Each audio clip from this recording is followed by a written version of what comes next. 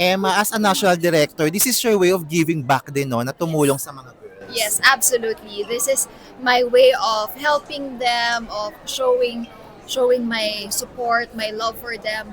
We've been through a lot of challenges. We've competed together, Yes. CJ and I. We've competed to a lot of pageants. So I think eto na yun. Kasi lagi akong tinatanong, what's next, Emma? What's next? So maybe this is the next big thing for Emma Tiglao. Naisip yung mga mababait kong kaibigan sa beauty pageant world like sila Rogelie Katakutan, sila Hilary Parungaw, Yvette Santiago, Janice Lubina, yung mga beauty queens na napakaganda ng mga background stories. And nung time na yun, na-imagine ko na ang saya-saya kong tumutulong sa kanila.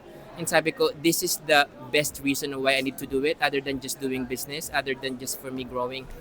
It's about time na yung 13 years ko na natutunan sa beauty pageantry world ay maipasa ko na rin sa iba. So finally, this time around, kami na yung maghahanap at mag-hone at magmumold ng mga panibagong beauty queens. This is your contribution to Philippine pageant. Yes, tulad nga ng sabi ko na kung sakali man haharap ako kay San Pedro, alam mo yung meron akong magandang nagawa in this lifetime, alam mo yung ganung pakiramdam because sa mga nakaraang taon, parang I kind of like feel lost as well na okay naman yung negosyo, tumatakbo naman siya ng okay, parang namimili na lang ako ng opportunity, I could just easily say no and yes sa isang bagay.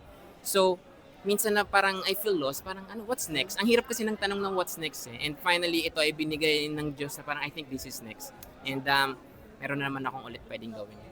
Sir Jojo,